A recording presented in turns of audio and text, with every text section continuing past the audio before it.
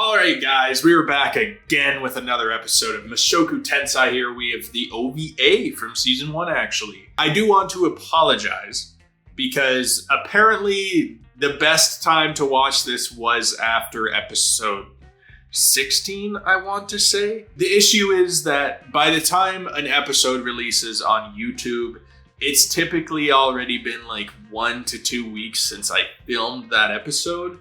I know that sucks. Like, I would love to be able to just do it like, the week of, film that same video, post it, blah, blah. But I do not have enough time for that or scheduling ability. So I try to get this stuff done ahead of time just so that you guys actually have an episode like every week to do. It sucks for things like this where it kind of just catches me off guard, but we are here with the OVA. I think, I don't know if I'm going to be posting this before or after episode, 18 releases? It depends how quickly I can kind of turn it over into an actual video. But I'm definitely going to get it done before episode 19, so it's not too far off. All that I know about this OVA is that it's about Eris and Rudy when they went goblin hunting, I guess, while Rudy was dealing with all the fatherly trauma and, having just the best day of his life. These guys were off just kind of, doing their own thing. Just hunting goblins, I guess. What else is there to say? So, honestly, I think I'm just going to hop right into it and see what happens. So, let's go. Ooh. Fairy tale. Oh, what is this? Oh. Oh? Okay, I thought we were seeing, a Rudy backstory, but I don't think so. I don't remember Paul getting sliced open. Yo, this is actually dope, though. I mean, not the situation. The situation seems very, very dark. I'm talking about the animation. It's like a flip book, storybook type of thing, like what they do in the beginning of I don't know, Shrek movies or something. That type of thing. It's cool. It makes me so happy when these shows experiment, when they do other shit. And the fact they're doing it in an OVA, I don't know if that makes it more possible to do it in an OVA when there's less boundaries they have to worry about or less restrictions, something like that, or are they just able to experiment? I don't know. Maybe I'm probably way overthinking it, but it is awesome.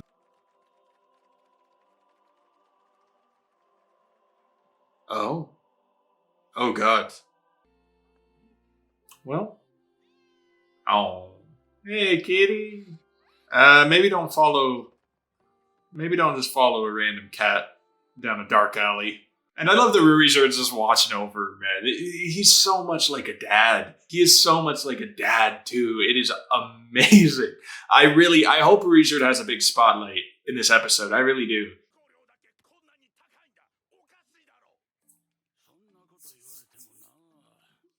Oh, trolls?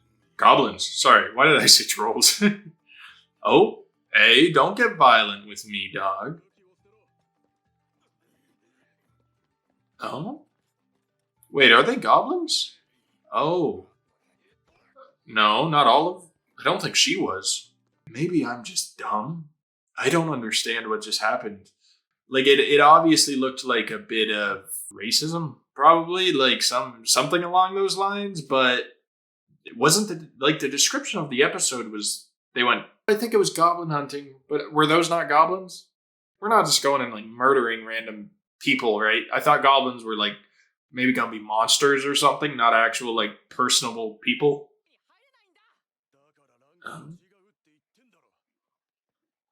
Oh, is that the dude? Is that a dude or is that a lady? What is going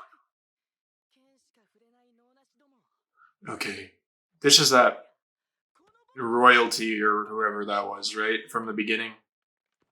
Oh, God. What, does he want to show off his skill with his magic or something?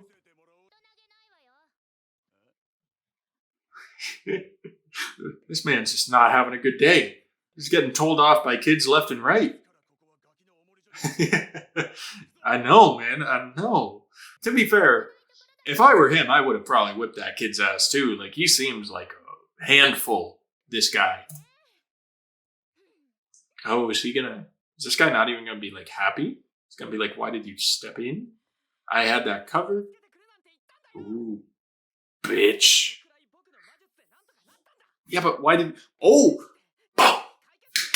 Oh, do it, Eddies. Do it ugly. Oh, you want to get personal.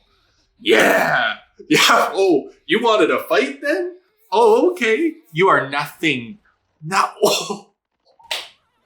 Yeah. How's that magic? How's that magic helping you now, bro? Oh, and I love that Ruizer's not even like stepping in immediately. He's like, you know what? I'll wait.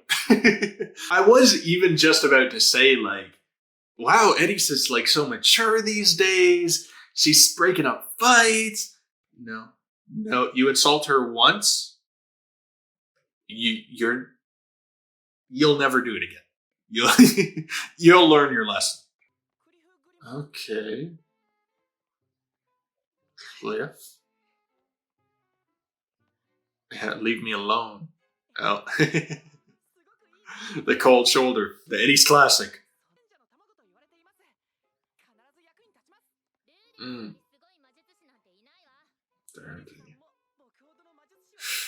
Ooh. I don't know. In the storybook, maybe it was just like they weren't showing everything. Maybe they were just showing like the most visual thing.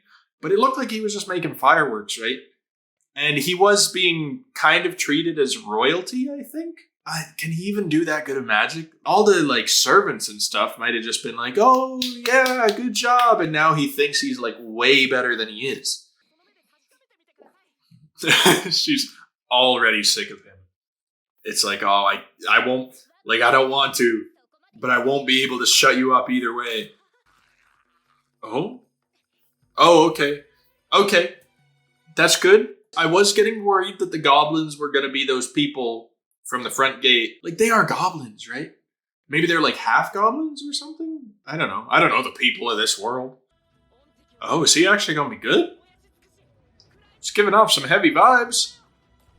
Oh?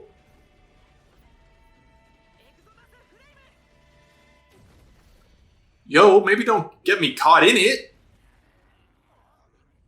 Oh. Wow. Just silence, bro. There was like a second of silence where those guys were just accepting their fate. They were just like, they saw God in the flames, bro. Okay, sorry, I was wrong. I was very wrong. This man can hold himself. This boy can hold himself. Like, he's reckless. He almost hit Eddies. Maybe she's gonna smack some sense. You know, maybe she's gonna be pulling out her teacher stuff. Yeah, nothing, bro. Nothing you say can impress. It's like Rudy is like double you, dog. Oh.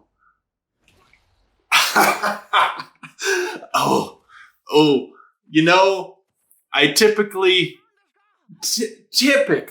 I'd probably say like, too far, Eddies. You don't gotta straight up strike him like that. But with this man, it's just so easy. I respect it. It's like Rudy. You know, sometimes Rudy deserves to be hit. But sometimes I feel bad for Rudy. This guy, right now, not so much. Not so much. He's very deserving of a few hits. Oh? No. You aren't going to be shooting off. Yeah. Okay. Well, that's not I was going to say, like, man wants to start shooting off fire magic in the middle of a forest? Oh, no. There's nothing good can come from this. He had a very, like, I didn't trust the look in his eyes either. I can't do that. Oh, you ain't no Rudy. Yeah. What? Oh, God. What's going on? Please just be Ruizard coming. Being like, hey guys, what's up? Oh. Oh. Damn. Sense their presence. Oh, okay. I was about to say, like, she's got some incredible hearing. I mean, not that sensing their presence makes a whole lot more sense, but yeah. Oh. Oh. What is going on? Oh. Bro, there is too much. There is a lot going on right now. First, it's what is this guy's name again?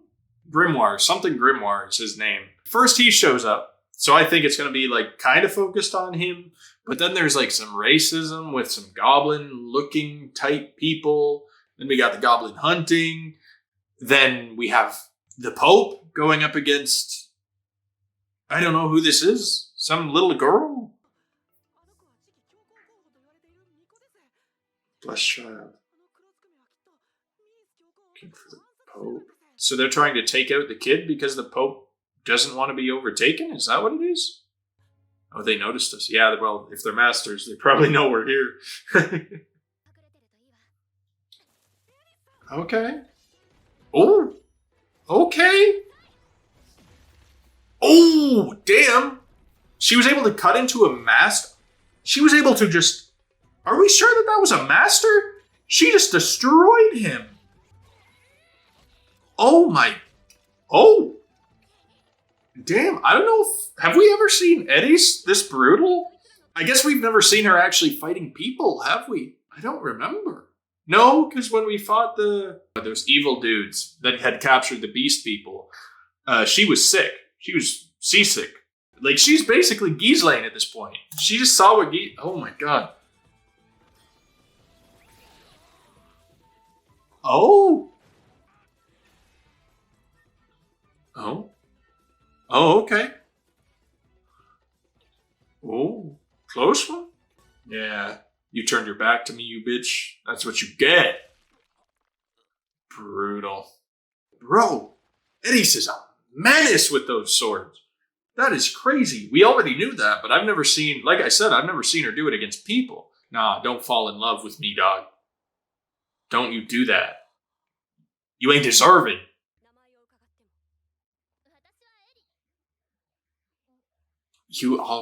You already said like half of your name. I'm a Ruijerd. Why does everyone pretend to be Ruijerd? Oh, sorry. That was a very dumb thing of me to say. It's because they're trying to make his reputation good, right? Every time I just hear it, though, I think they're just trying to like pin the blame on Ruijerd. Like, oh, I'm Ruijerd. If anybody asks, I was Ruijerd, okay?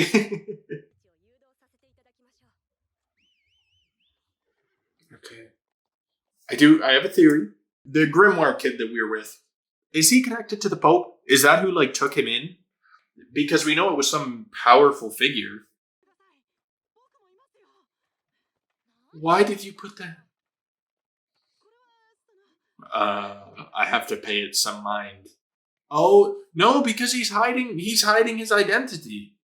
Master Cliff. Oh, what did I just say? He's connected to the Pope. So he better not be trying to go after this kid, man. He better not be trying to take some opportunity. Oh. Oh. Oh. Oh, no.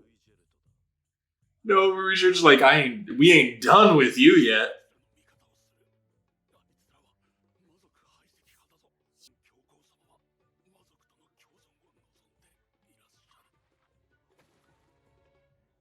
Oh. I kind of had a feeling that Ruijerd was probably following along, right? It's highly doubtful he would just let Eddie's kind of go on her own on a mission. So maybe he was just, like, was he trying to just not let her know that he was with her? Like, trying to let her do her own thing? Like I said, Ruijerd, best dad, man. Best dad. And by the way, I do know, like, I completely forgot about his backstory that he actually had a son and, like, he killed him. And that's brutal, of course, but I love it. It makes every like fatherly moment that he has with Rudy or Eddie's like that much more powerful because you know it really means something to him. It means like a lot to him, the world maybe, to be able to do that sort of thing after what he did, to still have that chance. But sorry, that's a bit of a tangent, though. The whole Pope wanting to coexist with demons thing, that's interesting. That child, or whoever that child, the family is from, wants to push demons out. That doesn't seem right, does it? Like, that seems kind of mean. Maybe that's what that whole thing at the gate was about, right? Like, maybe it wasn't the fact that they were like goblin-looking people. Maybe I was reading into that wrong. Maybe it's just because they were demons, right? The fact that maybe every demon has to be like, they get kind of prejudiced against. But why is that, though? Considering whatever Pope is in charge is apparently like, we want to coexist with them. Why is this still happening? I don't know. And honestly, the Pope seems like a very weird dude. You see, like, he's just taking in kids off the street, dressing them up. Like, it's nice in a way, but it feels weird.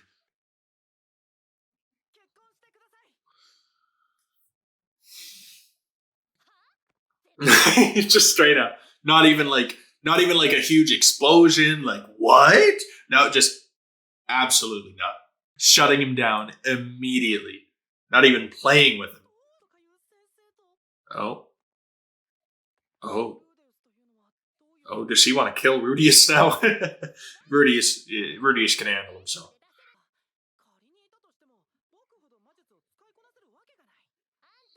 He's so full of himself, man. It's the way he was raised. Saint class. Ooh, this man's about to be broken. Oh, and he's not even listening. Oh, he's mad. He's like jealous. Oh, he just toned her out completely. Oh?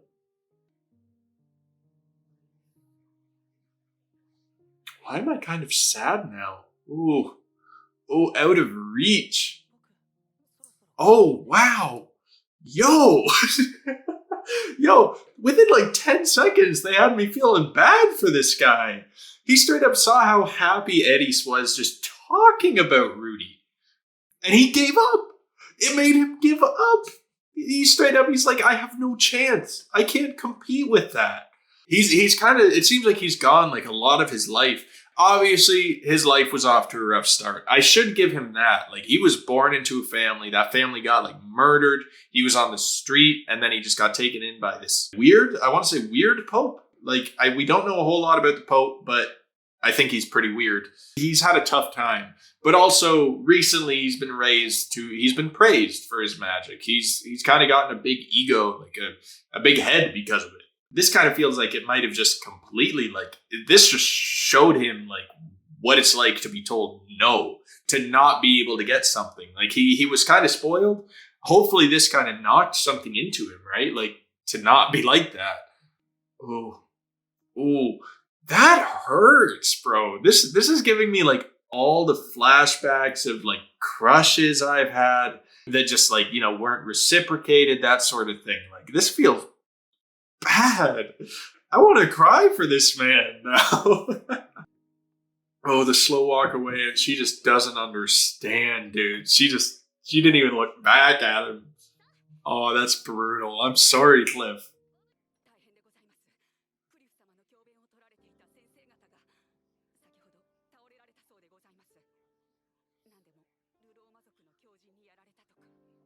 Oh, those were his tutors? I guess they didn't know him. Oh man. So did Cliff know that they were his tutors when he like sent them off? Maybe he didn't, and maybe that's why he looks kind of down. Or maybe he did. Like, if he knew that it was them, his tutors, and maybe he cared for them in a way, he still let Eddie do that to protect the child, which his master, like, or his father figure wants dead, that sort of thing. Interesting. Did he know? Like, obviously, Cliff didn't try to hurt the kid, so he's not, like, completely brainwashed into, like, oh, the Pope wants her dead, I'm gonna try to do it myself, sort of thing. I think there's some good in him, or maybe not. Like, maybe this is his villain arc. Straight up, like, you see those memes of people saying, like, oh, this person couldn't get the girl, start of his villain arc right there. I think that could very well legitimately be what this is. Like, he is being given a reason to hate Rudy before even meeting Rudy. And apparently, like, the Pope, who he's like, is his master or something, wants to murder children. Not a good look. So that kind of feels like he might be like some kind of enemy in the future too, but I don't know how I feel. Like it could go either way. Like this show it throws curveballs at you. Maybe they're going to make him like, maybe he'll want to improve himself because he wasn't able to get Eddie. So he wants to improve himself and be better. I don't know. I don't know. I don't want to look too deep into it. Maybe we won't even meet his character again until like season 2, because I think did this episode even release until after the whole first season was done? It came with the Blu-ray, right? So I don't know. Probably won't see him for a while.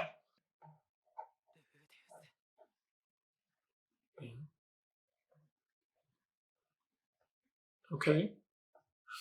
I couldn't tell what he was feeling there. Was that like hatred? Jealousy? Eddie's the Goblin Slayer. Okay. I don't know what that was. I don't know. It was a good episode, don't get me wrong. It was a very good episode. I enjoyed seeing Eddie's like kind of doing her own thing. Meeting Cliff, like honestly, a bit annoying Cliff, but he seems like a very intriguing character now after what just happened. Like the end there really kind of saved it for me. Like he kind of just seemed like this spoiled brat, but it kind of gave him a bit more depth. Seeing his like reaction to Eddie's like actually being like probably in love with Rudy, kind of learning that his tutors were the ones that were fighting. It gives me these questions that I want answered. Like maybe he knew that his tutors were doing the wrong thing and that's why he didn't step in or say anything about it. Or maybe he just didn't know because they were wearing masks, right? Like you'd think he would have recognized the voice maybe. And he didn't have that heavy of a reaction when the maid told him like, oh, your tutors died in battle, they were found, blah, blah. If he did know, then I guess it's a good thing because he didn't stop it. He didn't want the kid to die, I guess. He didn't want it so badly that he would have kind of helped them to do it. Like I said, I'm not sure. There's no point in really nitpicking at it. Like I'm sure either one of you will explain it or it'll be explained in the future. Like maybe it's spoiler territory, I don't know. Either way, I could see him becoming a villain or becoming maybe a good guy, like some kind of ally who tries to like, you know, kind of catch Eddie's eye sort of thing, like sort of a competitor, I guess, a rival rather than an enemy to Rudy. No, his character, intriguing. Eddie, like honestly, almost felt like it was more his episode than it was Eddie's. Like Eddie's obviously had some good moments. The fight scene was dope. Like it kind of came out of nowhere too, because some scenes in this episode, you could tell that the animation budget was a little bit smaller. It was very framey. They did a good job balancing it because in the scenes where it mattered, like obviously that fight scene, it looked great. Like maybe all the money went into that fight scene. You could see some frames being skipped in other areas or just the quality was a little lesser. I don't have anything against it. You know, it's OVA. What do you expect? Like I'm not one to really shit on like bad animation unless it's like so blatantly obviously bad that it's kind of laughable, but still like sometimes you could notice it. But with the fight scene and the magic scenes, it was dope. It was great. And I loved that opening too. Like that might have even been a way for them to save money. Like maybe that's just why they did it, was because it was like a lot cheaper maybe to just do that flipbook style for the intro. But it was a very interesting episode, a very intriguing one. Eddie's like, yeah, she had some good scenes, but it didn't quite feel like it focused on her much. Like I was expecting some like big moment for her, some big learning moment, but it was more she was pushing along Cliff. It was just kind of a normal day in the life of Eddie's, that sort of thing. Like if Eddie's is on her own, that's just kind of what she does, is walk around town, go on adventures, like just kind of beat up a random child. It just seemed like Cliff got a bit more depth. Like they did just a lot more with him. And I'm not saying that's a bad thing. Same with what I just said about Ruijerd. She'll get more screen time. I'm positive of it. It's just I was expecting it to be a more, like, at least Eddie's focused episode with a bit more Ruijerd. But the fact that it was a lot of Cliff, I don't hate it. Like I said, I find him kind of intriguing now. Didn't think a whole lot of him at first, but now I want to see more of him. It sucks that I'll probably have to wait for season 2 for that. But no, like that was just a good OVA. That was a very good OVA. Some OVAs and shows, I've said it before with other OVA that I've watched, sometimes it's just like a throwaway thing. Like it'll be like a beach episode or just some random filler type of stuff. But I really enjoy it when an OVA either focuses on like some heavy character building or some sort of like backstory, like what Kuroko no Basket I think did that in its season 1 is the most recent one I did. It was like a flashback to their past sort of thing, and it helped to flesh out a lot of the characters. Whenever it does stuff like that, that actually helps to push along the story, I love OVAs. I love that they're able to be given an extra episode to be able to tell whatever story that they want. I did read in the comments, you guys said that this is canon, and it seems obvious, right? Like I said, I've been saying, he seems like the type of character that's going to reappear again. Cliff, that is. He seems like he's going to come back. Obviously, he's going to meet Rudy eventually. Oh, when he meets Rudy, he's probably going to be so disappointed too. He's going to see that he's like a pervert, some weirdo, some child. It's going to be like, really? Really? That's who I lost to?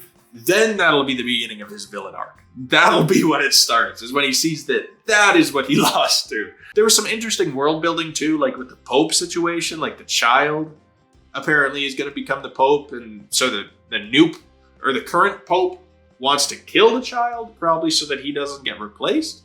Is that what the thing is? They didn't 100% explain it. That one guard that was dying said like, oh, we want to coexist with the demons. They want to get rid of them. It seems like both sides are a little messed up. Like, why is the one side just saying no demons whatsoever?